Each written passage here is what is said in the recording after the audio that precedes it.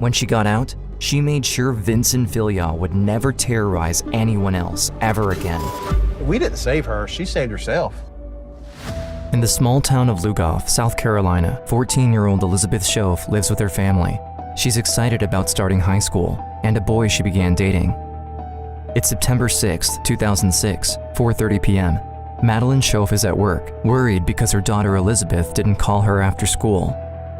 Donnie answered the phone and I was like, "Where's your sister at?" And he said, "She's not home yet." And I was like, "Well, she should have been home by now." Madeline leaves work right away and rushes home. She calls her daughter's friends to see if they know anything.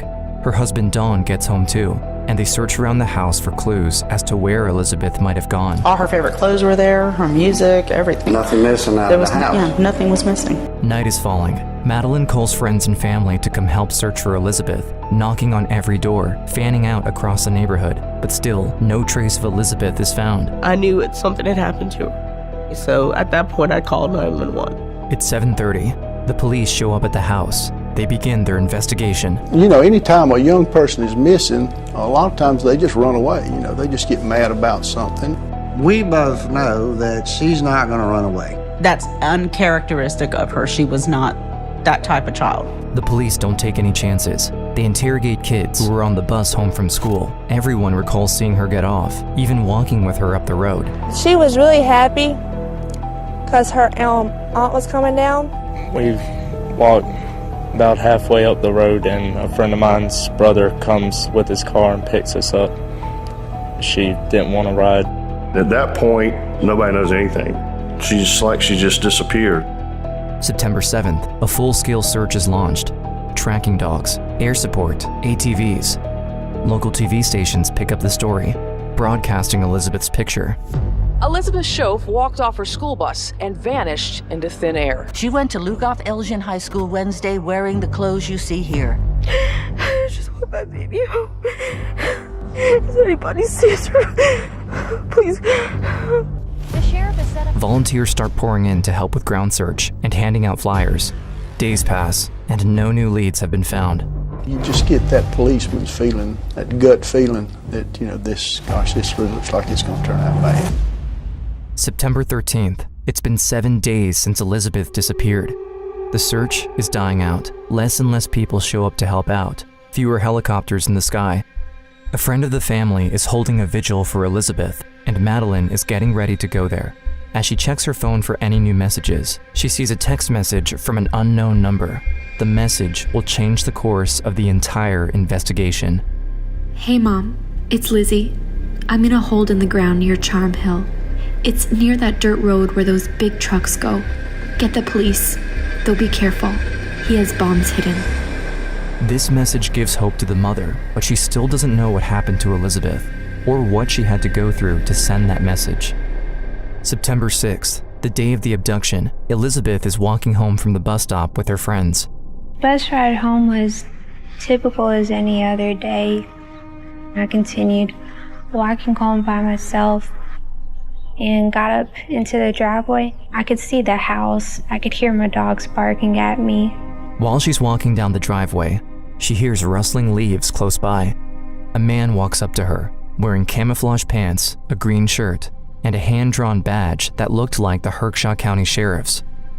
He says he's a policeman, that they found marijuana on the property, that her little brother is already in custody, and that she needs to come with him. Almost immediately when he mentioned my brother, I was concerned if my brother was okay. So I agreed to approach him. I had a gut feeling that I had made a bad decision. He puts handcuffs on her wrists and a collar around her neck with a box hanging from it. He says it's a bomb and that if she tries anything, it will detonate. Then he takes her far into the woods, away from her house. He was asking me just like the oddest questions, if I had a phone and if I was a virgin. When I would continue to ask him where the police were or where my brother was, he had said that I was a smart girl and I probably should have already figured it out. I'm just crying, you know, asking, you know, don't kill me, don't hurt me. I remember being terrified. Finally, they stop in the middle of the woods. Elizabeth fears the worst. I thought that was where he was going to me and kill me. The man reaches down and pulls up a hatch door from the ground, hidden among the leaves. He had told me to go down the ladder and get into the bunker. He had like a rifle and a belt that had guns and handcuffs, and I saw a taser in it. So I knew he was well equipped to do anything if I acted stupid or whatever. He pretty much just raped me. Right away? Pretty much. I had looked off to the side to one of the shelves that were there. There was like a propane tank and dishes and stuff on it. Stared at it and cried. Elizabeth is shattered, alone on the bed. Her attacker binds her, making sure she can't escape. September 7th, Elizabeth learns the man's name is Vincent Filya. He makes her watch TV while he feeds her. The local news channel shows Elizabeth's mother pleading for help. I just want my baby home. Does anybody see her? Please. This reminds her of the conversation she had with her mother that morning. She regrets her last words to her. Because when I left that morning, I was mad. I was rude with her. And then now that you're missing, you wish you could say sorry. You love her and all that, but couldn't. Every day, my story was on television. Watching my mom, my sister, my aunts beg for me, I just knew I couldn't give up. September 9th, Elizabeth and her captor can hear helicopters flying overhead, and soon, footsteps. This gives her hope, but Vincent panics. He threatens her that if she screams or tries anything, he will shoot her. I could actually see their shadows walking across the door above me. And I'm just sitting there while they're right above me. The footsteps disappear, and soon it dawns on her. The only way she'll ever get out alive is by saving herself. He would go to sleep, and I would just sit there and ponder as to what I could possibly do to get out of the situation. As she's sleeping one night, she musters the courage to use Vincent's gun. She grabs the holster and puts it down. As she attempts to remove the Velcro, every noise she makes threatens to wake Vincent up, but she continues slowly until finally the gun is free. This is her chance. I had placed it up to his head and pulled the trigger, and it got jammed. She puts the gun back and lays down in bed, crying. The next morning, Elizabeth tries something different. She pretends that she's beginning to like him. He would start to call me nicknames like baby, and I would call him that back. He would tell me he loved me, I'd tell him I loved him. Vincent is beginning to trust her. He even agrees to unbind her. It's September 13th, 1 week since the abduction. Vince takes Elizabeth out for a walk, where he shows her a few booby traps he's made for intruders. He also takes out his phone, which he uses to text his girlfriend. Elizabeth listens to his nonsense while he talks, but all she can think about is that phone. It's nighttime. Vincent falls asleep, and Elizabeth quietly gets out of bed. She opens Vincent's phone and begins writing a text to her mother. For each letter, she has to press multiple times. She hopes Vincent won't wake up before she can send the text. After pressing send, the message says it failed.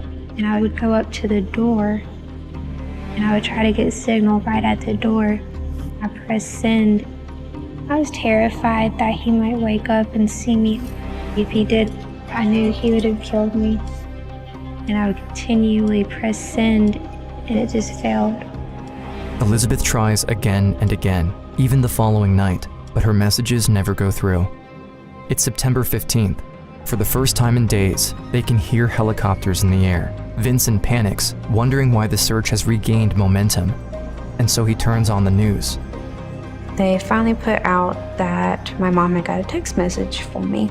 I felt my heart drop. He asked me if it was me. I began crying, told him I loved him, I wouldn't do that to him.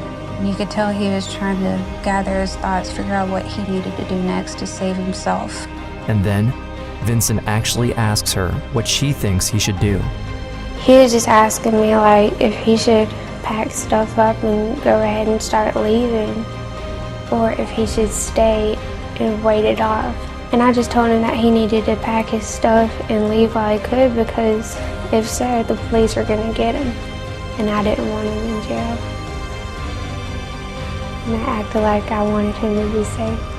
His last steps out the ladder and out the door, I remember telling him I loved him and shut it and tied it up right there behind him.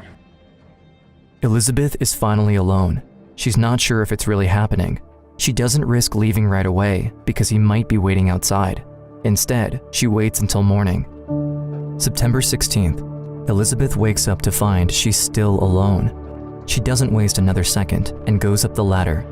Once outside, the thought of stepping onto one of his bombs stops her from running off.